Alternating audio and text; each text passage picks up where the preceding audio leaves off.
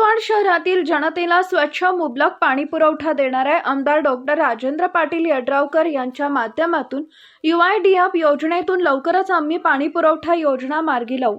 शहरातील अतिक्रमण धारकांचे वर्षानुवर्षाचे जे प्रश्न प्रलंबित आहेत ते अतिक्रमण नियमित करणार हा माझा शब्द आहे। डांगे कुटुंबीय असेल किंवा राजश्री शाहू आघाडीवर जनतेचं भरपूर प्रेम आहे। आज प्रचारासाठी जसे मी घरोघरी गेले तेव्हा तिथं प्रत्येकाच्या चेहऱ्यावर आपल्याबद्दल असलेली सहानुभूती प्रेम दिसत होते हे मी विसरणार नाही। फक्त या निवडणुकीत तुम्ही मला एकदा साथ द्या। माझ्यासह राजश्री शाहू विकास आघाडीला प्रचंड बहुमतांनी निवडून द्यावं असं आवाहन नगराध्यक्ष पदाचे उमेदवार मनीषा उदय डांगे यांनी आपल्या विशेष मुलाखतीत दिले आहे। नमस्कार, मी मनीषा उदय डांगे, राजश्री शाहू विकास आघाडीच्या कुरुंदवाड नगर परिषदेच्या अधिकृत नगराध्यक्ष पदाच्या उमेदवार पदासाठी मी सध्या निवडणूक लढवत आहे।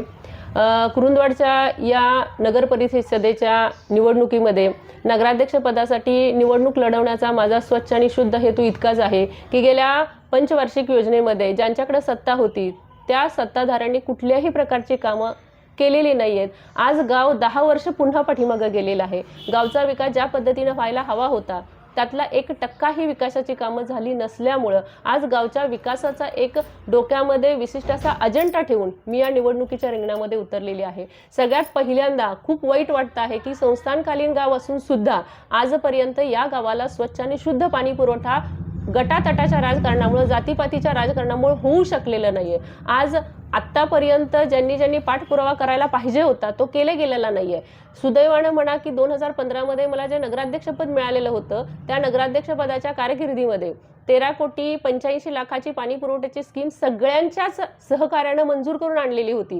ती आत्तापर्यंत अद्यावतरित्या होऊन स्वच्छ शुद्ध पाणी पुरवठा गावाला व्हायला हवा होता, पण का झाला नाही हा प्रश्न जनतेनेच त्यांना विचारावा। आता जर जनतेने मला पुन्हा संधी दिली तर UIDF ही एक शासनाची जी योजना आहे या योजनेअंतर्गत पुन्हा एकदा शिरोळ तालुक्याचे लाडके आणि कर्तव्यदक्ष कार्यतत्पर आमदार आदरणीय यड्रावकर साहेब यांच्या माध्यमातून मी पाठपुरावा करून यड्रावकर साहेबांच्या पाठीमागे लागून साहेबांच्या माध्यमातून ही पाणी पुरवठ्याची योजना मंजूर करून प्रत्यक्षात गावामध्ये ती राबवली जाणार आहे, पूर्णत्वास आणली जाणार आहे। याच्यावरती जनतेनं विश्वास ठेवावा।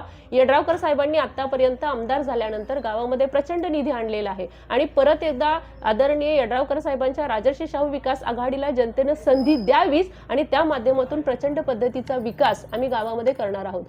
सरकारी दवाखान्याचा निलंबित पडलेला प्रश्न आहे तो मला पूर्णत्वाला न्यायचा आहे की आज सरकारी दवाखान्याची अवस्था आपण पाहतो आहोत। सर्वसामान्य जनतेला आज कमीत कमी दरामध्ये त्या ठिकाणी उपचार होत असतात, मात्र आज सरकारी दवाखान्याची अवस्था जनता पाहते आहे। त्याचा अद्यावत मला साहेबांच्या माध्यमातून करायचं आहे। त्याचबरोबर भुयारी गटारींचा प्रश्न असेल किंवा लोकांचं अतिक्रमण आहे त्यांना ते कायमस्वरूपी करून द्यायचं आहे।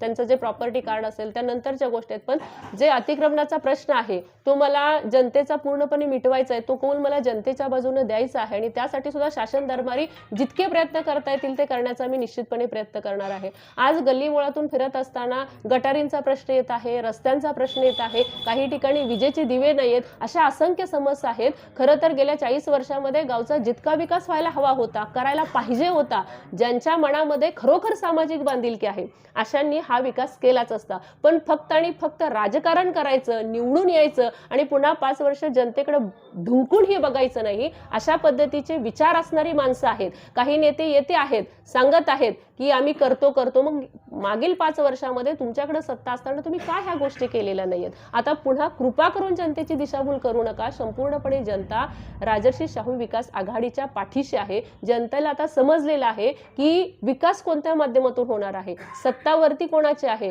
आणि कोणाच्या माध्यमातून विकास निधी गावापर्यंत येणार आहे हे आता जनतेला समजलेलं आहे आणि त्यामुळे कृपा करून कुणीही जनतेची दिशाभूल करू नये आणि जनतेलाही मला आवाहन करायचं आहे की खरोखर आपण सर्वांनी राजश्री शाहू विकास आघाडीच्या पाठीशी खंबीरपणे उभे राहा। यावेळेला फक्त आणि फक्त तुम्ही उमेदवार नगराध्यक्ष पदाचे ह्याचे उमेदवार आमचे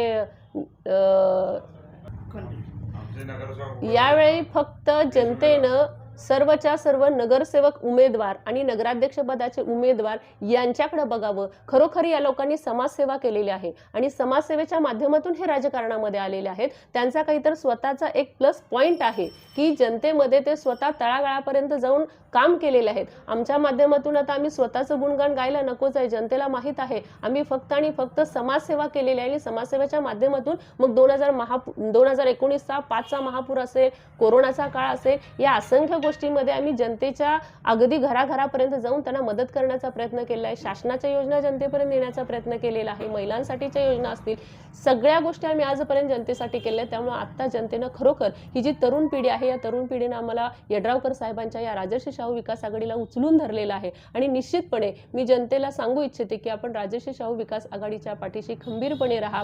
आपल्या सर्वांचा विजय निश्चित आहे. आपलं लाख मोलाचं अनमोल मत आपण राजर्षी शाहू विकास आघाडीला द्यावं. नगराध्यक्ष पदासाठी जर मला विचारत असाल तर मी सांगेन की माझ्या कर्तृत्वावरती आणि नेतृत्वावरती आपण विश्वास ठेवावा आणि निश्चितपणे यड्रावकर साहेबांच्या माध्यमातून, राजर्षी शाहू विकास आघाडीच्या माध्यमातून या शहराचा पूर्णपणे कायापालट करेल असं मी म्हणणार नाही, पण निश्चितपणे विकासाला एक गती देण्याचा प्रयत्न मात्र मी नक्की करेन. म्हणून आपण सर्वांनी येत्या 2 तारखेला शिट्टी या चिन्हासमोरील बटन दाबून राजर्षी शाहू विकास आघाडीला प्रचंड बहुमतांनी विजयी करावं अशी मी सर्वांना नम्र विनंती करते. धन्यवाद.